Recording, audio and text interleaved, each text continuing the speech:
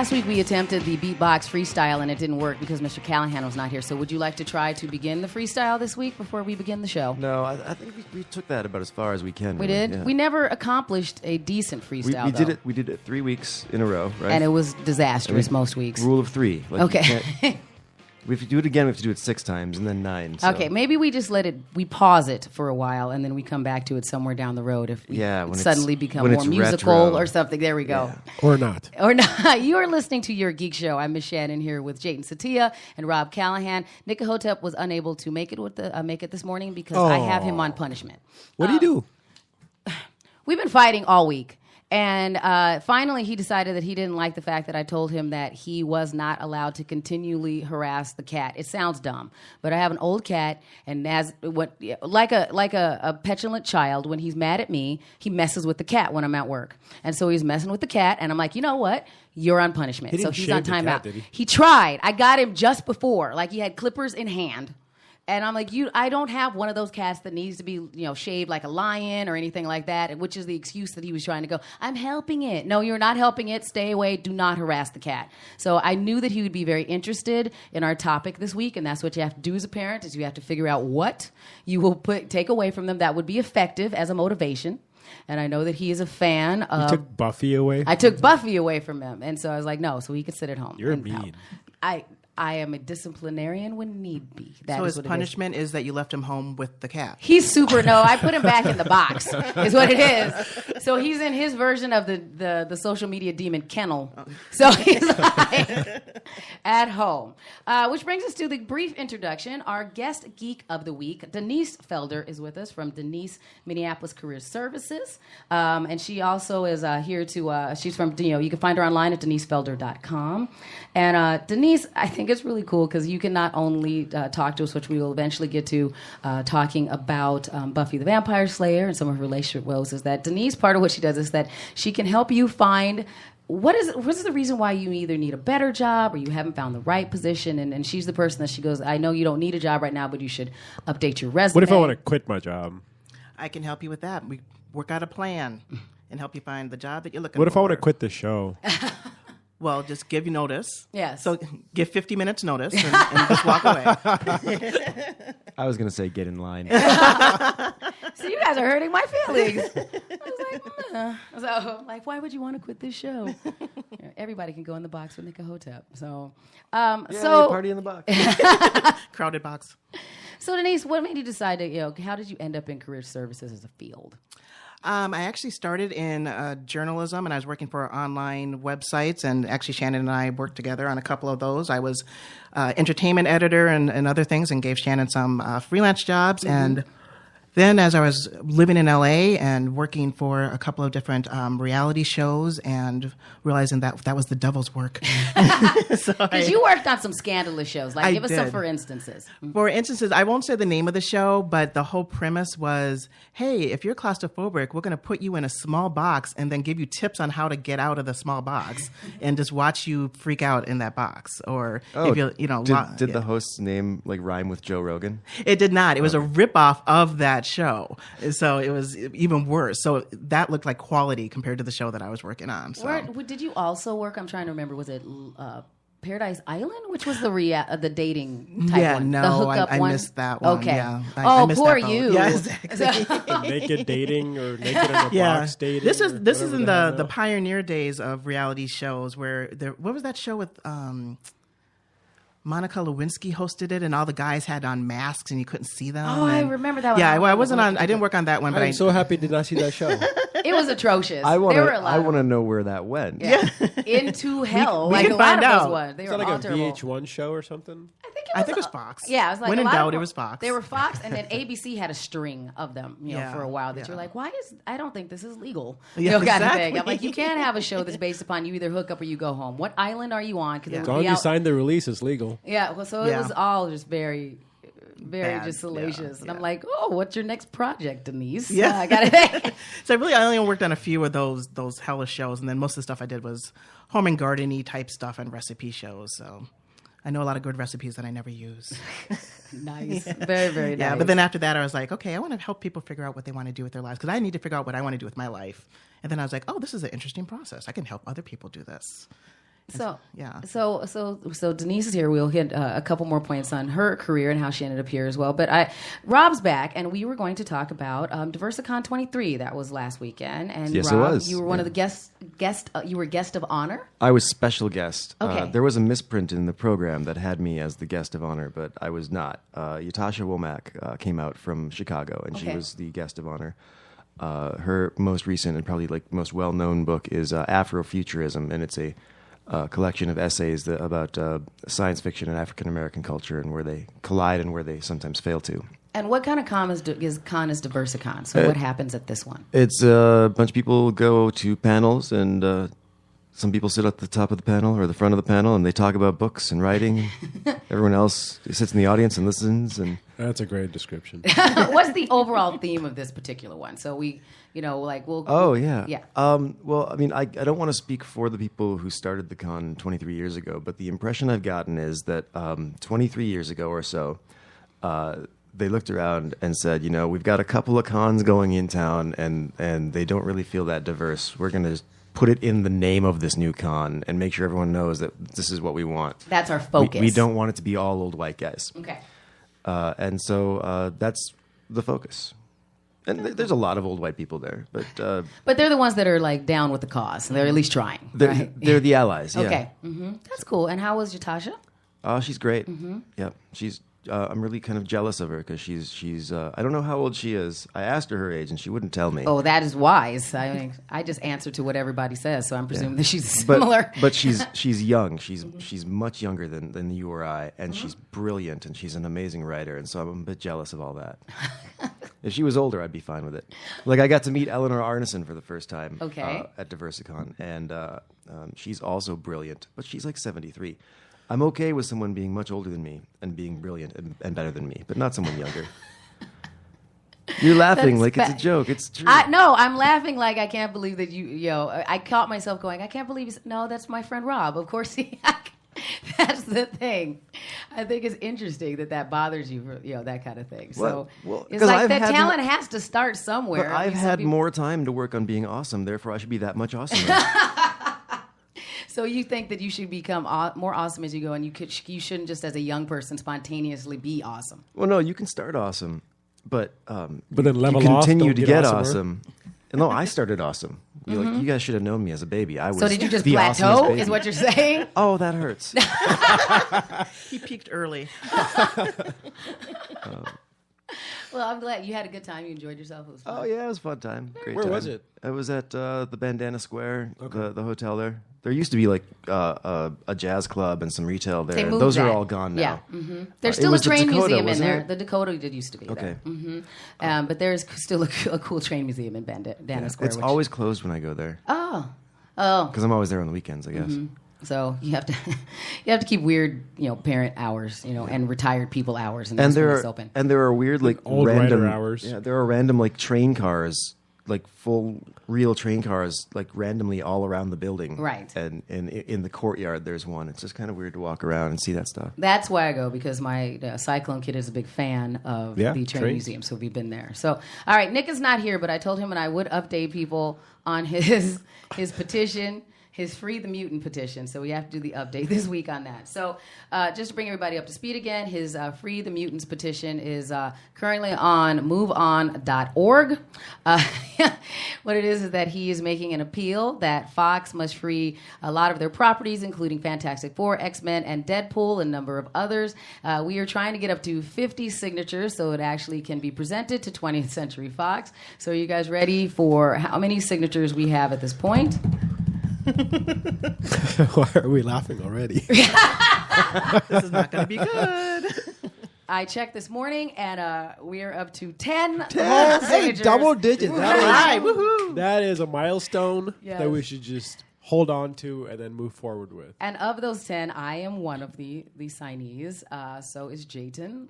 Denise was kind enough to sign But she on got as somebody well. from out of state, I apparently. did, yes. Yeah, so a Which big is awesome. advocate. It's like wildfire. It's sweeping the nation. Yes, so she's an advocate Very, of very the Free the Mutants All we movement. need is one person per state. Yes, that would work. There you go. Yeah. To Or solve if we this. could have one more person at this table That would probably help because I feel like Mr. Callahan's name is conspicuously missing from Wait, Nick you didn't Imhotep's sign it name. yet? I didn't think it was a real thing. It is a real thing. It's a super real thing, and he's very intense Just get about the it. Just whole get it up situation. to 50, Right. So that it could actually go somewhere. And let's just see what Can't we happens. just like go on Fiverr and buy 50 signatures? Are you going to do that? I would rather just talk some people into doing it. 50 doesn't seem like that many. He's like, no, Neither I'd does rather just $5. All right, you go ahead and go on, and you could go on to Fiverr and buy 50 signatures, and I'm sure he'd appreciate that too. We won't tell him where it came from. He'll just be very happy and squeal with delight, and then we can move on to another project. All right. Right? Yes. All right, Is so- there like an expiration to this? Like when they're like, look, you guys have been around for 18 years and you've gotten 12 signatures. This is not happening. I do not know if it expires like that. We will have to look into it, or I will give him that as a homework assignment to let us know if it It'd eventually be interesting to becomes find out like what other movements are out there that are like this low. floundering. That are signatures. floundering. We'll do some research on that. I did a and report Kickstarter back. once. This reminds me of that. Okay. Yeah, no, just and your it Kickstarter was about. It was terribly unsuccessful. Oh, what were you attempting to kickstart? Oh, I was gonna a book or launch something? an app. Like I actually had the app already pretty much coded, but I wanted money. Right. So And nobody was So on I did board? a Kickstarter. I was like, give me some money so I can. So would you rather so go I can Kickstarter afford or to not Indiegogo? work? And well, I did Kickstarter because if you do Indiegogo and you need $10,000 and you only raise $100, you still got to do the thing with $100. Oh, I got you. So I did Kickstarter because if I didn't get enough money to like take months and months off of all of my other work and just do this, I wasn't going to be able to do it. Ah, okay. Didn't want to get stuck doing it and like fall 6 months behind on my bills. So. Fair enough. Fair enough. I have never tried that, so I am not familiar with the background of how committed are you to some of these things, and if they fall apart, if you just get to go wah wah and move on or what. But we'll find out what happens with that. So The fulfillment on those things are ridiculous, though. Like if you offer, like obviously a lot of filmmakers put stuff on Kickstarter and they promise DVDs and T-shirts and all that, and they make there, and they take about at least a year to almost 2 years in just fulfillment because they're like, we finally got the film done. Now it's all out of our pocket because all the money went towards the production of it. So they have to create now they T-shirts have and to other create things? T-shirts and replicate the Blu-rays and send those out. So they're in the hole anyways. I am so It's glad really that we're just interesting. doing a MoveOn.org Right. petition. So what do I get for signing this thing? I want a T-shirt. You need to talk to Nick Imhotep about that. He's got spare time during the day. He can sew them for all I care. That's fine. He can sit there and knit. He can hand knit booties for everybody that signs the He'll petition. shave your cat. Exactly. If you want your cat to look like a lion, but you didn't ask for Right. it, he's happy to assist with that. So we'll come up. Maybe that's it. We'll have him come up with some sort of incentive for people that sign the petition. So, or I'm a little Or he'll frightened. do something that But is we- just ridiculous, and you'll be like, "No, I'll sign it, and I don't want you to do it." Like what the Ice Bucket Challenge was supposed to be. Look. Let me just sign it first. You can leave me alone. A club of baby seal if you don't sign it. And he's like, I've been waiting to do that anyway. All right. Hey, Back to. are we going to talk about the disappearing Mary Tyler Moore statue? I think this is important. I'm not familiar with that. How did I miss You know that? the Mary What happened? Tyler Moore statue I am on familiar Nicollet. with the statue. It's gone. Dun, dun, Off dun. of Nicollet Mall. Yesterday morning, someone started posting pictures on Facebook of just a blank octagon in the pavement where it used to stand. Denise, Yeah. Google that. Somebody Yeah. snopes that. Yeah. Somebody- Look on my Facebook. I put the pictures on my Facebook. Oh yeah, look at my Facebook. Okay, Mr. Google. Exactly. Like, no, we need to Snopes that because that does like why would they That move it will- or take it down? So what was it? Was it just that's it? It's Just just Instagram gone. pictures. It's just gone. It's gone. And no longer being a journalist myself, I couldn't call anyone and say what's the scoop on Yes, this. you So can. I just had to wait. You can still call. Oh, It's yeah, public hi. information. I used to write for newspapers, pretend like I still do, answer my No, questions. just tell them It's not it doesn't work that way. You could say you were calling on behalf of TwinCitiesGeek.com. You could just say they're not going to ask you what the readership of any of this stuff is. They'll just go, oh yeah, we moved it or we didn't Or they'll say, oh, Callahan, we don't have to talk to you anymore. Oh, the relationships that you had were so tenuous. It seems like. So we'll look into it. We have to. I always thought of myself as Fletch, and I kind of embodied that while I was reporting. So I like that Jayton and Denise are their fingers are flying to find out what Furiously happened to the Mary Tyler You're Moore not going to statue. find it. Like, City Pages did not write it up. The Strip didn't cover it. The Pioneer Press didn't cross the river to cover it. But that's what I mean. It's like you would think if it was a big deal that it would, I can't find it. Okay, we'll have to find out where the the. Or he's just You sending know us what? in a wild I'm goose gonna chase. I'm gonna blog about it later. 'Cause Okay. damn it, this story needs to be out there. But we don't know where You're it just gonna went, so take find out the- where it went. You're just gonna Yeah, right. say, "Well, it's missing. Where did it go?" So you could start a scavenger hunt for it. How do you hide a terrifying statue like that? I'm not saying that it's hidden until one of us drives past it and is actually missing, and it's not just somebody that we know taking a picture and photoshopping it out of the photo. That's what I'm saying, is that I don't trust the source when we don't know what the source is. It might still be there. Maybe they and took somebody it was and like, they're buffing it up. Right, like the real Mary Tyler Moore is just going in for a little cosmetic, Yeah, just surgery. just like a facelift. yes, they're tidying her. Botox. The statue version of Botox, Right. yes. They're taking a few wrinkles out, making her look a few years younger, just to kind of... Or somebody just photoshopped it and Yeah. it's still there. It's done with mirrors. Yes. Where's It's David a David Blaine? Blaine. I was going to say it's a David Blaine style street magic trick that they are staging to see how long it takes for people to realize that they have somehow managed to make it appear that the Mary Tyler Moore statue is disappeared. Now, see, this is what we're going to do after show. It'll be a field trip for us to go look and see I know, if it's I'm gonna actually drive there. I'll have to downtown. drive down it, past it. So, That it's a ploy to get people to go to downtown Minneapolis. they're like, come down here. We've done a lot on the mall. Yeah, I'm not seeing anything. Construction Well, look what sucks you though in yeah. downtown right now. You started a controversy, so maybe that's maybe Rob started it. He just Maybe I got the statue in my garage. Is that Yeah. what you're saying? Uh-huh. I don't Maybe want it that is. hideous thing. It's a piece You've of all history seen this and statue, culture. right? Yes. Yeah, with the scary Look, it smile. doesn't look anything like Mary Tyler Moore. It looks like course not. it looks like a demon Speaking of chasing demons, a hat out of hell. I think that is a good transition that we'll do. Is that the reason that we, along with being able to talk to Denise, the reason that we are here today. No, that's her walk-up music. You can play that. She picked this. Got it. You gave me 2 minutes to pick music. She picked it. No, I'm not saying that there's anything wrong with it. I think he thought I was playing the wrong clip, which I am not. I played it intentionally. I thought it was fine walk-up music. It was, I asked you to pick something, and you said most of them didn't apply. And you're like, I like that. We can do a little No Doubt. So, along with helping people with their career, Denise is also a big fan of Buffy the Vampire Slayer. So, when did you were you through the entire season of Buffy? Like, were you? I came to it a little bit late. I came to Buffy kind of the same way I came to Doctor Who, which was after a couple of seasons, everybody was like, you have to watch the show, you have to watch the show. And then there was a pinnacle point in the series for Buffy. It was right before season 4, and Entertainment Weekly did this retrospective of the first 3 seasons. Okay. And had all these descriptions of every single season and all the major characters. So I was able to catch up because Okay. Buffy, it seemed like something like, well, I just missed the boat. I can't, jump on now. Because by the time you get to 4 seasons, there was a pretty good buzz about it. Because the first Yeah. season, you were correct. Like, people were like, I don't quite know. Like, I watched it from the beginning. Yeah. And even when I talk to people now about, no, you can watch it and it still holds up, people are like, yeah, but the first 2 episodes were just... Yeah, and I think Not I actually good. did watch one episode in the first season and went, this is junk. What are people talking about? And so I just, walked away. So then, after reading all the synopsis and at the same time, the show went into syndication on like TBS or whatever. Mm-hmm. So they're showing it every single morning. And I happened to be laid off at the time. So that was awesome. I'd watch You're like like, 2 episodes every day. And I then go have a look- new group of friends. Exactly. I feel you on that. I mean, and it was one of those shows because I felt like when I first started watching that show, that was still in the, if you were fans of anything that was a little sci-fi fantasy, you were just accustomed to shows getting canceled after maybe the second season. That's Right. the most you would get. So by the time we got to season 3, I'm like, oh, they're still here. And getting to know the characters, because it was also one of those shows that was really based upon these collection of people.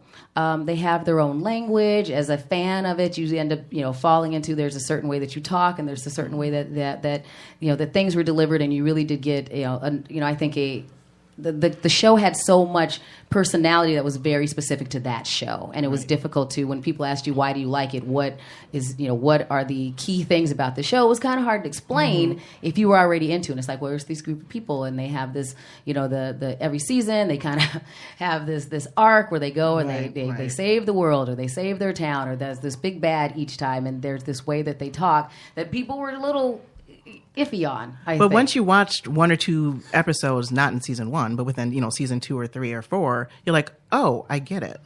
It really was relatable, and the people were like, well, yeah, she's a super powerful witch, but she was also the high school nerd, and you either relate to one or both sides of that character Willow or whoever it was. And our primary characters, we had Sarah Michelle Gellar as Buffy, so she was our vampire slayer. Nicholas Brendan was Xander. Yummy. Yeah, okay. We can talk about it in a minute. I am not he was okay, but I mean, Xander was also the character where he hung around with a number of his friends that usually all had some sort of supernatural power, and he was the one that was. He was the Zeppo. Yeah, he was the one that didn't have any, but then still, but still had to. How did he work into this? What was his role hanging with all these other people that were the badasses, and he wasn't? But they addressed that throughout. Right. And then I'm going to defend Xander to the end. You can go ahead. Go ahead. He was a little whiny for me. Allison Hannigan, Willow, who we discussed, who started off, just kind of what the Velma of the group. Yeah, but mousier. The mousy, very mousy, and then also eventually came into her own with what her powers were and became more powerful as we got farther into the season. Anthony Stewart Head, who I had a weird crush on. I'm like, go ahead. Yeah, no, he was a hottie. He played Giles, who was really the guy who was the older character that was the one Watcher. that was the Watcher. Their mentor, the librarian. David Boreanaz, who nobody knew who he was at the time. He kind of thing came in as Angel, the primary or initial love interest. Right. If you are a fan of falling in love with vampires, he was very good at that. I'm not a fan of falling in love with vampires.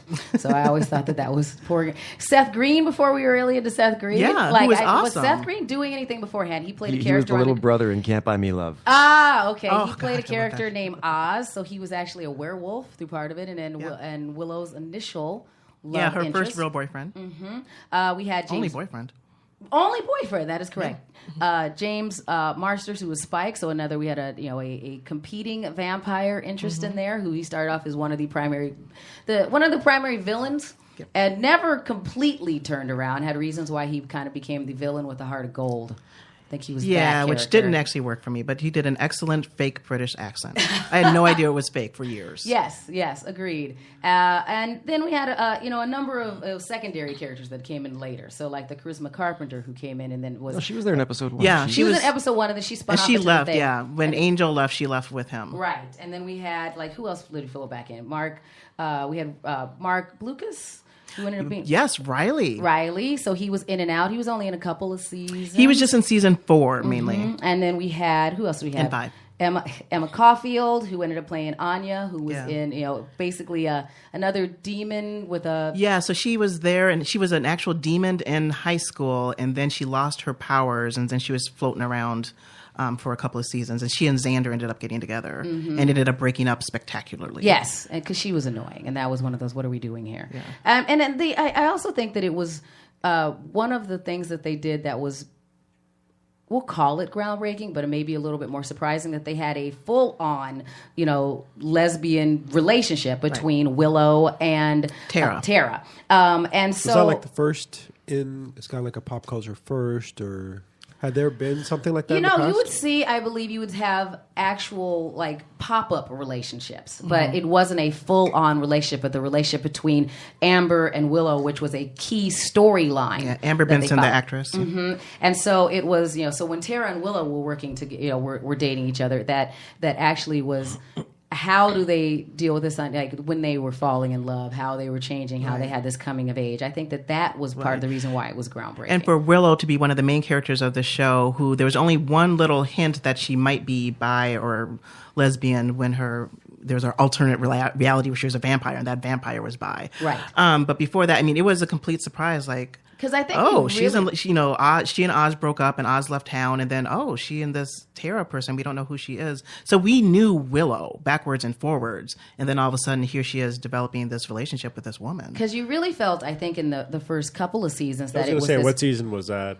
It was season 4. Season 4. And you before that, I think that you did feel like it was more of this love triangle between Xander likes Buffy, but Willow is the one that's the she had a crush on Xander. Willow likes so Xander. it was, and it was that. I was glad they stopped doing that. That was just a it just made dumb it, story. It was, yeah. I mean, it was overused. It's been used in everything. You know? And it was, and there was a point where Xander was dating Cordelia, which I never fully understood. Right. And Oz and Willow were together, which they were a great relationship. Oh, I know and the part then you're talking Xander about, yeah. and Willow started to have this affair, and that did not make sense to me. To be fair, it wasn't an affair. It was like they were trapped. They thought they were going to die, and they're like, "I always wondered what it would be like to kiss you." And then Oz and Cordelia walked in while they were flirting for a couple seasons or a couple episodes before. I suppose you're that. right. Yeah, thinking back, they were a bit, but yeah. And I mean, I think that one of the other interesting things about Buffy is that it was when you would read things that Joss Whedon would put out, it was, we clearly have an arc, we know what we're doing, and it was another one of those shows where you're like, do you really? But it normally did seem like he did have it all came together, even when there was something that seemed kind of nonsensical like that, where you're like, that's not going to make any sense. And but you still like these characters, and once it all did come back around, you're like, okay, now I do see where maybe you were foreshadowing to this, or this minor plot point ends up being kind of a big deal. Exactly, yeah. And it really is, just having just rewatched the whole season, the whole series for the last, third or fourth time, there are things in the final couple of seasons 5, 6, and 7, where it's like, yeah, they mentioned that in season 1 and 2. And it comes back. Like the first is, they don't call it the devil, but it's the source of all evil, and they call it the first. And that's the big bad that they're fighting in season 7. And they talk about that in season 2, because that's the power that brought Angel back to life.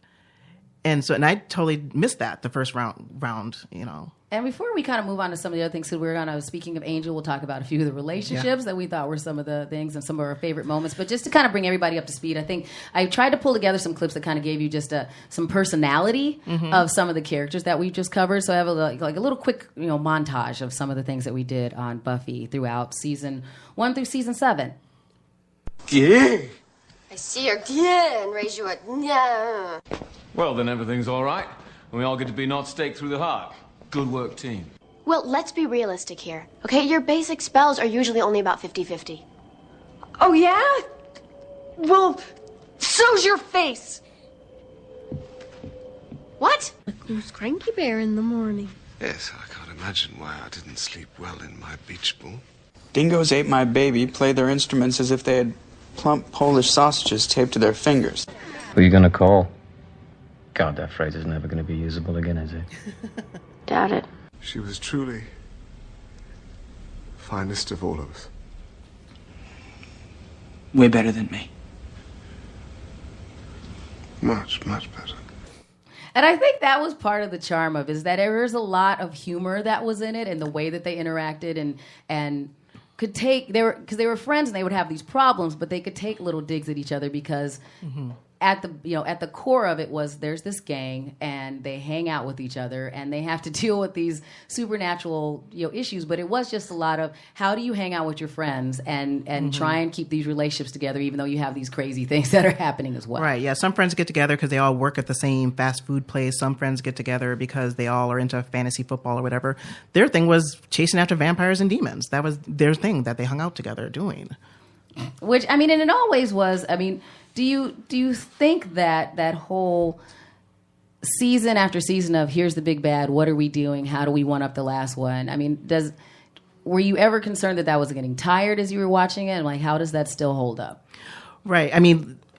In the moment, yeah, it was like, okay, who's the big bad going to be this time? And it was very creative. Each time, even when they got to I think it was season 6 with Glory, and there's a point where Buffy's like, the council comes in, all the Watchers come in to talk about Glory, and she's like, just tell me what kind of demon it is. You could hear it in her voice, like, here we go with another demon. They're like, no, she's a god. Like, oh, it is different. So, it was different each time. But if you're just watching for who's the big bad each season, it does get really old. But they switched it around, and even season 6, where you think the big bad is going to be these 3 nerds who are acquiring they call superpower. them the trio. Yeah. And you think that they're going to be the big bad, and it turns out that Willow is the big bad. Because she's and that comes back to another Yeah. believing whether they had a plan, because there were little drops of Right. okay, well you can get addicted to magic. This can happen Exactly. to you. This can that. And you Yeah, know, for and like then, a season and a half, they've Yeah. been sort of building to that. right. And you think it's just, oh, this is just a metaphor for when, you know, kids get hooked on drugs and she's hooked on magic.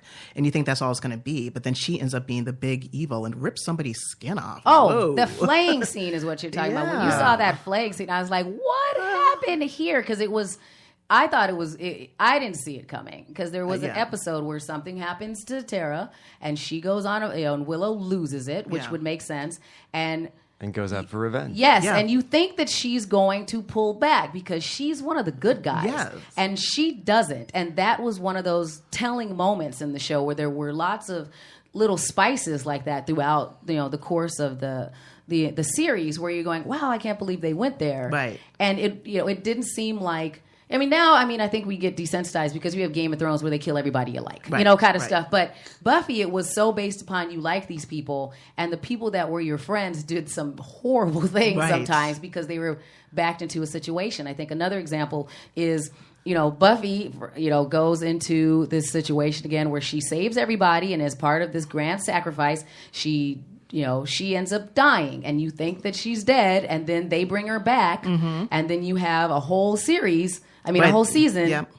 that she's, and only a few people understand that she actually probably, they thought they were rescuing her from some hell They dimension. assumed that she went to hell. So, And yeah. she didn't. And so they brought her back, and her life is now And she's terrible. not grateful for being back. And they can't understand why she doesn't want to hang out. And then it turns out that she was not in a hell dimension. And that was I put this on my list of favorite episodes, and I think this was on yours as well, Denise. It was the episode Once More with Feeling. Yeah, and when people who don't know Buffy, they know this episode. It's the musical episode in season 6. And so it was, just for that, being a musical was groundbreaking. Yeah, and it was, I thought, if you were a fan of musicals, it was pretty good, trying to do this whole thing. I liked it. You got to see how all the characters reacted to it, and I'm a musical fan, so I was like, this is going to be terrible. But I thought, you learned a lot about the character and the way they managed to bring it out and work into it. And so when they did do specialty episodes on Buffy, they were really good. They moved the plot along. It wasn't like back in the 80s. It was like, pivotal, too. It wasn't... It was, like back in the 80s, they're like, oh, let's do a talent show or whatever. And you're like, why are you doing this? And this then they hit the actually, reset like you button said, at the end. and this Once More Feeling episode was pivotal. I mean, things got revealed. This is when Giles decides to leave town. Tara decides to break up with Willow. Buffy and Spike. Buffy and Spike kiss passionately for the first time. Yeah, it was a good episode. And that's when we find out that she was not in her hell dimension. I did pull that. And so here's a piece of it, because it's a 4.5-minute song. So we'll just play the extent. Still my friends don't know why I ignore. She sings like she's 12. She was Sarah Michelle Gellar was not one of the best singers, but she carried a tune. Yeah.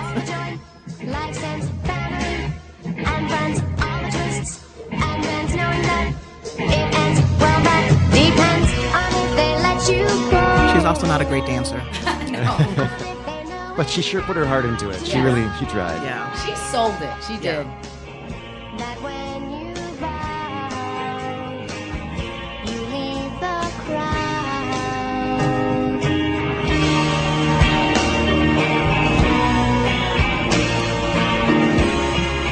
And you're just sitting there going, oh my gosh, all her friends are going to find out finally. Right. There was no pain, no fear, no doubt, till they pulled me out of heaven. Looks of shock around the room. So that's my refrain. I live in hell, 'cause I've been expelled from heaven. Some of them started crying at this point, didn't they? Right. Willow, I believe. Well, Will is the one who did the spell, so she pulled her out. Give me something to sing about. And so it was, you think that you're helping your friend and you don't understand why she's so miserable. And it turns out that you saved her from heaven. Right. And now she's back. And not only did she come back from heaven, she comes back to this horror, like Sunnydale Chaos was has ensued. falling apart. Like everything's coming, back. And so she ends up in this self-medicating relationship with Spike, Right. and that doesn't make any sense. And that was another scene that I remember, because one of the love interest relationships why we get there is that we eventually end up with Buffy and Spike hanging out together, and Spike is clearly in love with Buffy, and which was annoying actually. Yeah. he was stalking her for like a whole season, yes. and even picked her over Drusilla, which was his true love. But do you remember the scene where he first realized he was in love with Buffy? Like he was having sort of a sex dream about it. Right. And he woke up like it was from a nightmare, and I thought that was hilarious. Because he seemed shocked by it himself. Like, he's always been obsessed with killing her. I want to kill this Slayer because he's already killed 2 before. Right. And all of a sudden he's like, wait a minute, I love her.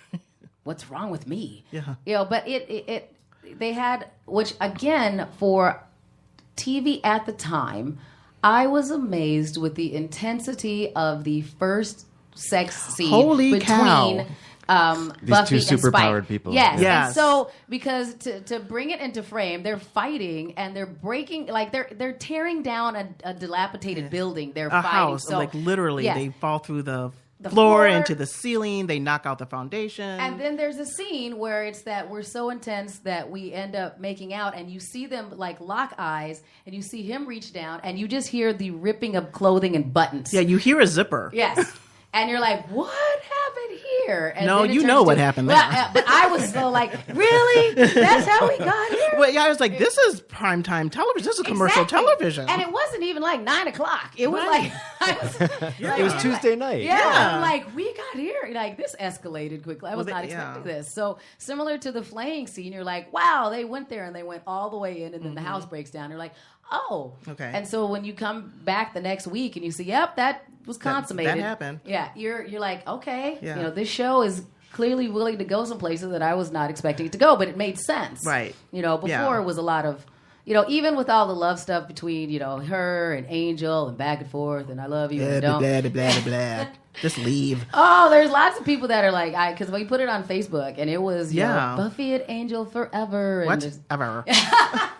you're not a fan. So, I'm not, and again, I think part of it is because I didn't watch the first 3 seasons in its first run. So I started with Riley.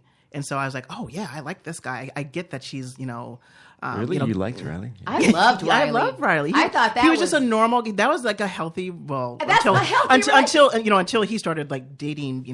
Going out with vampire hookers. That was until it turned into Dark Riley and he yeah, lost it. But it yeah. did. I was a big fan of Riley as well because it made sense. I'm like, this would be the Buffy version of Beyonce and Jay-Z. I'm like, they have Right, a they similar work skill together. set. They work. It made sense because another episode that where you really learn about both the characters is another one where I felt like they took kind of a risk was in the episode Hush. best episode of television ever. Okay, and tell everybody Ever. about Hush. Best hour of ever. So Hush is an episode, it's in season 4, episode 10.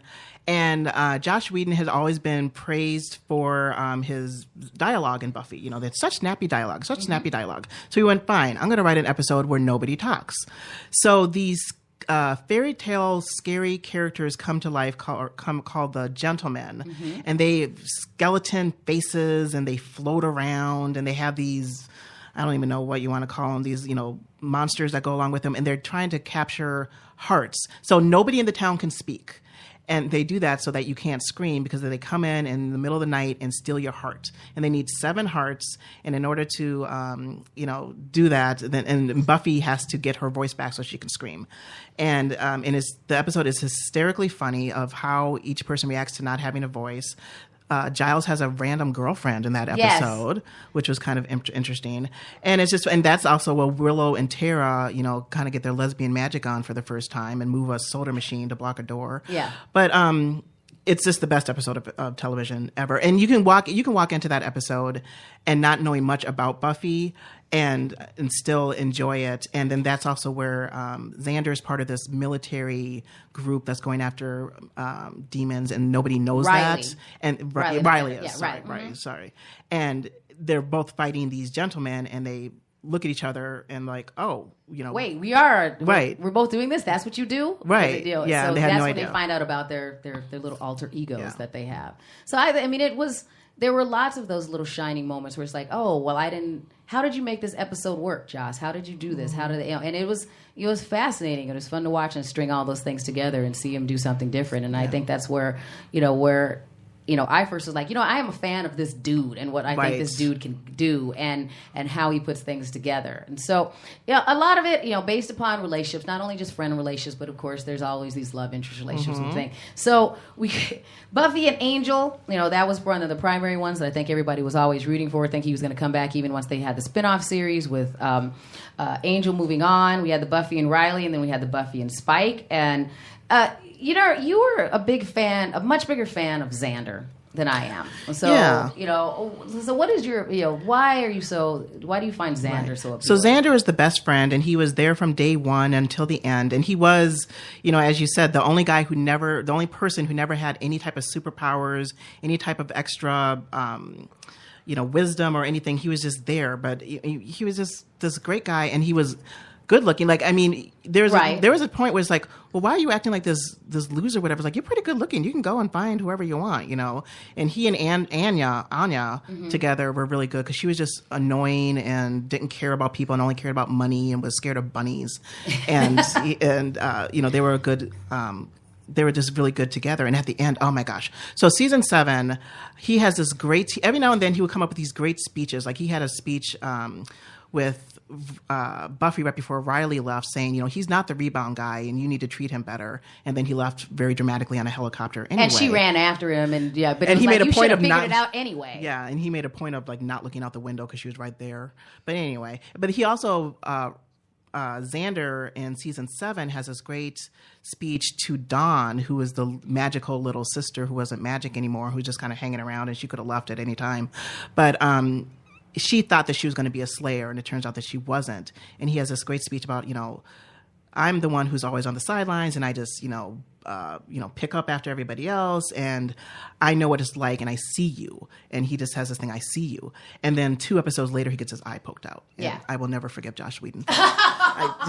Like, if I ever meet Joss Whedon in person, you poked Xander's eye out. But that was effective, though. That showed how high the stakes were getting. Yes. Like, you don't often see main characters get hurt that bad. Right. And remind me, wasn't he also the one that talked Willow down when she went big? Yeah, he saved the world. So he literally saved the world. The guy you don't like saved the world. Oh, no, I'm just saying that if I'm going to pick somebody for, he's not my favorite. Yeah, I mean, because, so again, Xander was always the joke. He was always the Zeppo. He was just, we should talk about that episode. That was a great episode. That was a great episode. Yeah, so he literally saved the world when Willow wigged out and she was going to resurrect some pagan something or another.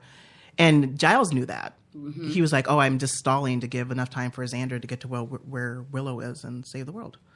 So the Zeppo episode, season 3? Season 3, episode 13. So it's really awesome because this is in the heat of Buffy and Angel just being just romantic and saving the world all the time and all super dramatic. And this is a Xander-centered episode where you barely see anybody else. He's running around with these other guys from high school, and they're just, these delinquents, and they first resurrect their friend from the dead, and, so they got a zombie in the car, and then they're like, well, let's go and rob some things, and he's kind of hanging out with them, and they're like, let's bake a cake. And he's like, what are you talking about? Right. And the baking a cake means do this big bomb. Let's create this big bomb. And everybody else is too busy fighting some other demon that you don't really see, and he's just running around. And Xander has to save the whole town to stop these guys and stop their bomb. And it's just a hysterical episode, and it's a great Xander's like, okay, I do have some skills here, and I do kind of matter, but and everybody else is like, oh, Xander, whatever. You missed the whole thing. Where were you? Yeah. and at the end of the episode, nobody realizes that he saved the school. Yeah. Right. Yeah. Because that's not normally what he gets to do. Because this episode starts out with angry, broken up with Cordelia. Right. Is telling him how worthless he is. Right. And at the end, she comes who was up a terrible and tries, person as well. So he. Yeah, I don't know how he ended up dating her. He dated her all the because terrible people. She was awful. He had terrible taste in women, but Yes. he was a great guy. Yeah. Anya was pretty mean to him too. Yeah. But that was just Anya. Yeah, but at the end of the episode, she comes up again and she's trying to lay into him again. You're worthless. You don't do anything special. All your friends are superpowered. Right. And he's just been through this horrible night where he saved the school. He just gets to smile and walk away and leave her confused, which is, I think, a lot of people like Once More with Feeling and Hush. But I think the Zeppo is probably one of the most underrated episodes up there. I agree with that. And there's another one where it took a turn, and there was other ones where they'd have other minor characters that would be primary all of a sudden. Like Jonathan. Yes, and you'd be like, oh, okay, why is this one important? And it was, being able to do that, I think that was part of the charm too, because they weren't afraid to not have their primary characters be on the screen every second. Right. You know, it was, you can get to know another person. These people can carry the show as well. The writing will be solid enough. There's, you know, being able to write a show like this that did have some of those dramatic moments, but also used humor so well. Right. And continually was funny. And a lot of the jokes didn't, you know, being able over 7 seasons not have a lot of these jokes fall flat. I think that was part of the appeal as well. Yeah, the humor was the strength. And when it wasn't funny on purpose. So Right. the episode where Buffy's mom dies, the body, Oh, yeah. there's no humor in that episode at all. And then again, when Xander's eye gets poked out, they're trying to make a joke and they're like, we can't joke right now. This is so serious that we can't joke right now. So that's a sign to them that this is really serious. Well, Don had a good joke though later on. Like he's talking about how he has to go and go have a driver's test every year now. Yes. And she's like, "Well, because you're so old." I think also as far as series finales, we'll talk about the series finales. Yeah. And as a uber fan of a show, regardless of what it is, do you feel satisfied at the series finale when you know Right. that something that you have invested years into Yeah. does it wrap up appropriately? Yeah, and so that is- what did you yeah. feel about that? You know, And when I think about series finales, that is the adjective that I use, satisfied. And with the series finale, absolutely satisfied with it. They, you know, a major character does die. You know, a couple of major characters do get hurt. And the way that they wrapped it up, I mean, because I actually wasn't a huge fan of, especially season 7. It just kind of dragged. It was very maudlin. It was very, you know, very depressing overall. I mean, there was humor throughout, but it was just kind of dark. But they wrapped it up. It was all leading to this point of fighting the First and fighting these uber villains and fighting what's his face, who I love, Nathan Fillion, who was this evil preacher and whatever. And then they all go back to the high school, you know, so where it all started. And they have this scene where it's just the 4 of them, Willow, Buffy, Xander, and Giles they kind of had their last little moment together of, oh, what are you going to do tomorrow? Let's go to the mall, whatever. Right. But they know they're all going to their death or whatever. And then they, with all of these potential slayers, they fight the evil and they ultimately win. The town goes into a big giant sinkhole. But it was very satisfying. It was in the last scene, you just, Buffy, what are we going to do now? And she just gets this smile on her face. And it was just perfect. And I did think that it made sense because what also happens in that episode is that they empower all of the slayers. All the potential slayers. All of the potential slayers. All over the world. And you got to see that, and I thought that was a very, powerful moment to where to see all of these potential slayers, all these girls in all these different situations feel that same power that she had and to be able to come into their own and you know, I was like, okay, that makes sense. And it felt like they wrapped it up so you didn't have to have another movie, it didn't have to have another series, but it was, there are comic books, there are ways that we can continue this storyline and continue these characters if it's appropriate. It wouldn't feel like, wow, that doesn't make any sense that you pulled it back in. You know, it felt intentional, like they had enough time to figure out how it would work. Because I felt that Angel, their series finale was not the same. It was really what happened there? It made no sense. Yeah, Angel the series vacillated between mediocre and bad. Yeah. And the characters never had that same finality. Yeah. Or not even finality, but just that rapport. Yeah. I feel like they never built that family relationship between all the characters on Angel. Right. That made you go, okay, I'm invested in them and this is why I'll stay with them. So, I was satisfied with it. I was always disappointed because there were rumors out there in the Buffy fandom that there was going to be a Watchers series that was going to focus on. Which really would have been awesome. And the more that you look at the Buffy, because they talk about the Council and the Watchers a lot, and they talk about, that Giles was kind of left out. And it's like, well, what are the other Watchers doing? If there's only one Slayer and Giles has got her, what is everybody else doing? So that would have been a great series. So there's rumors that there was also rumors that there was going to be a spin-off series that would have, was it D.B. Woodward's character? Woods, yeah. D.B. Woods, sorry, kind of thing. And his mom was the Slayer that was killed by Spike.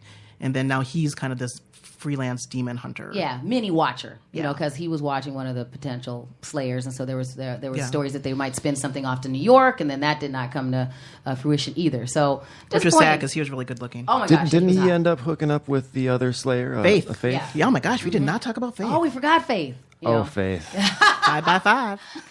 Oh, she's Buffy without all the boring. She's so great. Yeah. And so there was a situation where it seemed like Buffy had died. So Faith was activated as a watcher. I mean, as a slayer. And then it turns out now we have 2.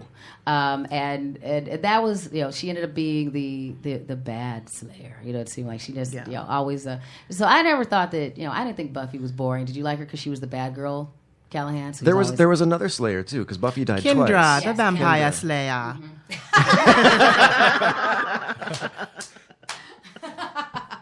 That's all we need to say about Kendra. But no, Faith was just, she, the bad boy character, like the Donnie Wahlberg in the New Kids on the Block. Yes. Mm-hmm. There's always the bad boy, but Faith was that trope made for the young men who watched the show, and she was very effective. She's like, I'm in jail. Ugh, look at me. So and Xander in the Zeppo ended up hooking up with her for a night too. Yeah, for like an hour. Right, and got kicked out. She's like, okay, I got to shower now. Goodbye. Yeah, get out. Yeah, I got some place to go. And when he gets together with Anya, he's like, she's more romantic than Faith. Speaking of romance, so Denise came up with a good game. So she came up with a game, a Buffy-related game, which she has. It's Screw, Shack Up, or Steak. So like that, we've all played that game before, like that murder, death. Okay, kind of thing. So we're gonna do Screw, Shack Up, or Steak. So of the trios that she has created, it's who would you hook up with? So that's the Screw. Who would you want a long-term relationship with? So you would shack up with them, and then who would you kill? So that's our Steak. So I'm gonna use the trios that you came up with. So you guys ready? Mm-hmm. Okay, Angel, Spike, Riley. Denise, you want to go first? Alrighty. So, again, I was not a big fan of Angel, so I would shack up with Riley, screw Spike, and I would stake Angel. You would stake Angel. I Okay, would. fair enough. Mr. Callahan? I would shack up with Parallel Universe Vampire Willow. No, we're not to that yet. You have to stay on the one to task first. Angel, That is one of your Spike, choices for Riley, another later. one. So we have save that one. Yeah, out of these Save three. that. Okay, so- Angel, Spike, and Riley. Oh. Who would you screw, shack up, and stake of Angel, Spike, and Riley? I would screw Spike. Okay. I would kill Riley, stake him. Okay. Because I just didn't find him that interesting. I'd live with Angel. Like, he had a lot of cool places where he lived. So Okay. I'd like to live in that old beat-up I'd shack hotel up from with season Angel, 1. Yeah. Spike. I'd stake him. Okay. Yeah. Stake Spike? Yeah, stake Spike. Oh, he's a party, man. He's a good time. Yeah, I think I agree with Jaden. I would definitely stake Spike, and then I'd screw Angel, and then shack up with Riley. I was a big You've Riley always fan. had it in for Spike, and I don't understand why. Because he's horrible. He's a horrible. And as So? someone who dates guys who are bad life choices, I understand the appeal. He's just a but- little too real for you. Yeah, I was just like, oh my God, I've been there. No, just say no. Say no. It's not going to work out. Now the house is falling down. All right, so our next trio, it would be Buffy, Faith, and Kendra. So screw, shack up, and stake. Buffy, Faith, and Kendra. Jayden, you can go first. Shack up with Buffy, stake Kendra, screw Faith.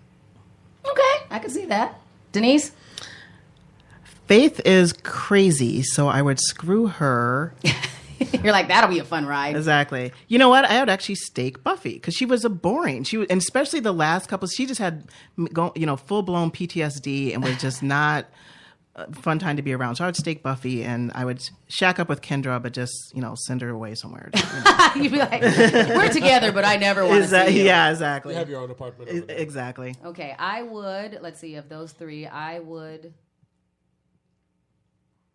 also screw Faith. I would stake Kendra, I think, and then shack up with Buffy. Because I was like, oh, she'll come back around. I can help you. That'll be fine. Yeah. And Rob? Buffy, Faith, I would Kendra. stake Buffy as a favor to send her back to heaven where she Oh, is. there you go. Aren't you a giving, caring man? I'm a sucker Good for job. accents, so I would shack up with Kendra. There you go. And yeah, Faith is crazy, so of course. There you go. You're like, it may only last for an hour, but it'll be a great hour. And she claims to know what she's doing. So No. she's very Go ahead. proud of her skills. All right, our next trio, Xander, Giles, and Oz. I'd live with Xander. He's Okay. efficient. He's a carpenter. He can fix things. He has a paycheck come in Fair steadily. enough. That seems very logical. Yeah, I would have sex with Oz because werewolf. I mean, that's going to be fun. And Shack up with. no, I'd have to stake Giles. Oh, okay. He's so condescending. See, and I would do the opposite. I would shack up with Giles because I think we'd have very interesting conversation, for eternity or until he died because he was older than I am.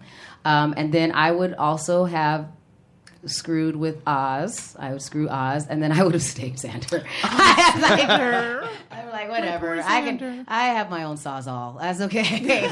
I echo everything you just said. Yes. Those three, mine.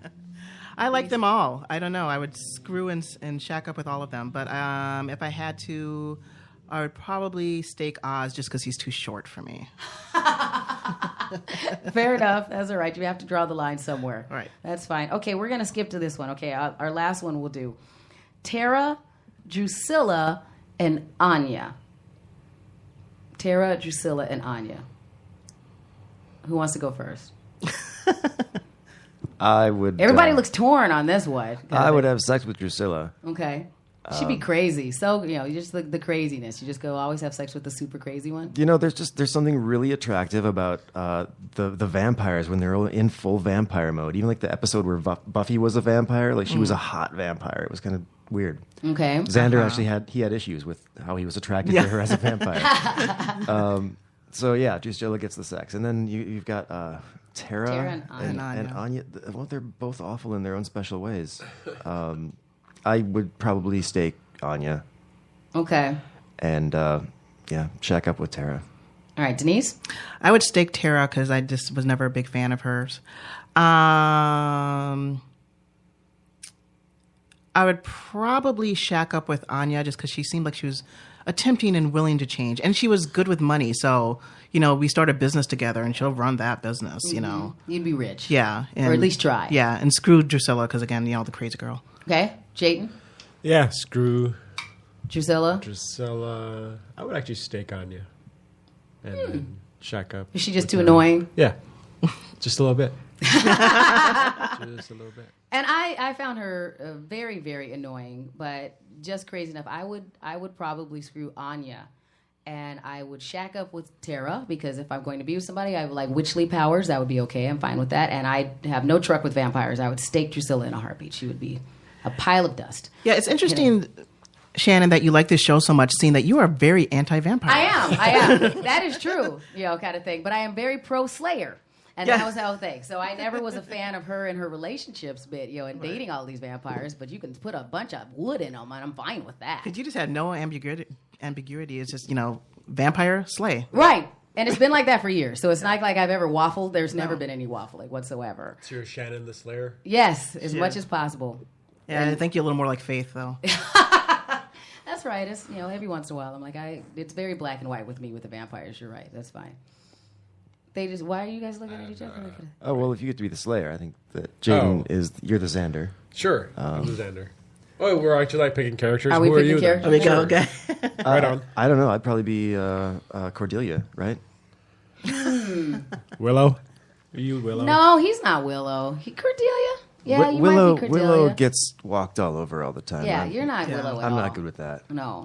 I think Cordelia. But Cordelia, you'd be Cordelia. I'm going to tell them like it is, even though they think they're just rude. What about you, Denise? I, unfortunately, I think I would be pre-Powers Willow. I'm kind of that wuss. First couple seasons, Willow. Yeah.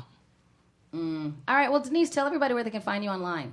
I am on Facebook, Denise MPLS. I am on Twitter, at Denise MPLS.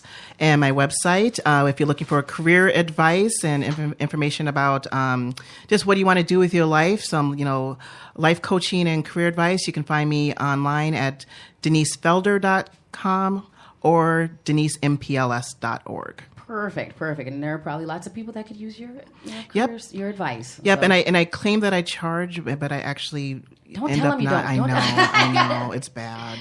It's not a business if you don't. Yes, I know, you can give her a bottle of wine. But yeah, so exactly. Yeah. Or have just like a really bad sob story, so she'll help you anyway. Yeah. So that's actually. Or I'll just say that's why you're pre-Powers Willow, because you're just like, I just yes, want to help. it's true. It's true. That is very noble of you. I see how that works. That's not a problem. So, all right. So next week, we are going to be joined by Evan Peterson. Now, he is the founder of Fancy Pants Gangsters. They are Minneapolis Netcast Network. So we're going to talk about that. And also, he is a big fan of a variety of board games, which seems very timely because we just wrapped up Gen Con, which is one of the con that's super board game focused. So he's going to come and tell us some of the hotness that he was he at Gen Con? Kind of thing. Yeah. So he super watched the whole thing. So he's been to Gen Con before. I don't think he had a chance to go this season, but that is his forte. So he is up on what we should play when we're going to have it set up on our dining room tables and bring all of our folks over and some suggestions on what we can play. That's a long-term commitment, and then also something that you might be able to get to just for once a month, like good game night thing. So, all right, we want to say thank you to our friends and partners out there. Oh, I almost forgot this. We do have, we'll have them available on our Facebook fan page, a chance for you to win tickets to the new Fantastic Four movie. That movie comes out August 7th, and we have tickets that you can go ahead and see anytime after the opening of that. So I'm hoping that people will go and watch us and tell us what they think. So we have to go and see, because we have all of us. Because none of us are going to go watch it. I'm going to go see it. I'm just not excited about it, though. But how can I not go see it? But I'm going to go watch it. So we'll see how it goes. And there's some other people who I think are very excited to. I still haven't seen a couple of good movies that have come out recently, so I'm not going to that. Yeah, Colin's going to Pixels. I haven't seen Pixels, but no, I haven't seen Ant-Man or Mad Max. And I'm not going to go see a pile of crap until I see those. Go see Mad Max. Don't see Ant-Man. Go see Mad Max. If there was options, go see Mad Max. I think I can afford them both. No, I just got to find just the go time. Just go to one. So if you have spare time and you're willing to see what we are not sure is an outstanding movie and like to go for free, I think that makes us like it better. So if you want to go see Fantastic Four and not have to pay for it, you can go and sign up on our Facebook fan page. So thanks again to all our sponsors, Custom T-Shirt Central, Chris McDuffie Photography, and to the Twin Cities Film Fest. You can sign on and become a patron and a member of the Twin Cities Film Fest, right, Jayden? Yeah, it's very, I guess. We would love you if you did, because we have this grand challenge from the Polite Family Foundation, and they're going to match a 1-to-1 donation, which is huge for a nonprofit to get that money. So just for basic operations, so we can make our experiences for you better. And it's minimal. It's $100 a year, but you get perks up the wazoo. Like, we give you free screenings and early bird ticket purchasing window during the festival. You have members only screenings for films that only you guys can come see, and we don't even open it up to the general public during the festival. We'll have some directors come in for those as well. So, and again, we're a nonprofit, so this is, I get it, just something good that you can do for us. And we'll really appreciate it. TwinCitiesFilmFest.org/memberships is where you can find that information, but I'll also post it on our fan page. Perfect. And you can always find us at yourgeekshow.com or facebook.com/yourgeekshowmn. And we will be back here next week.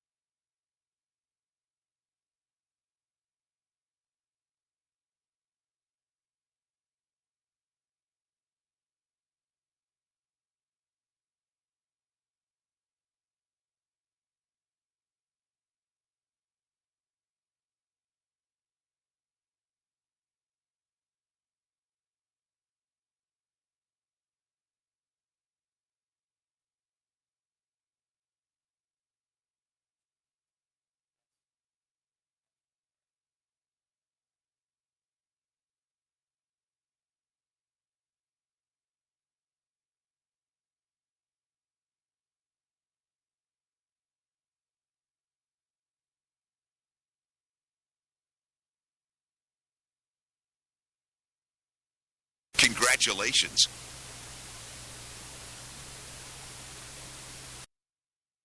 Found the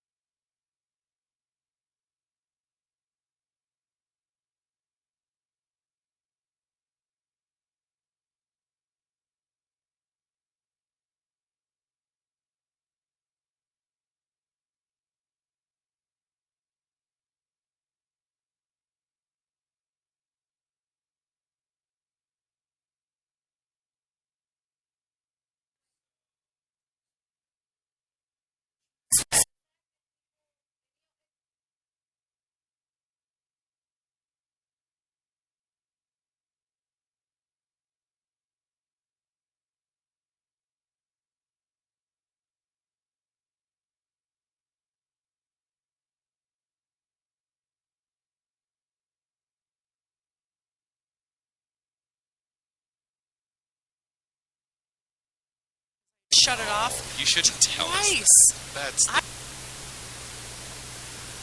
they scare me.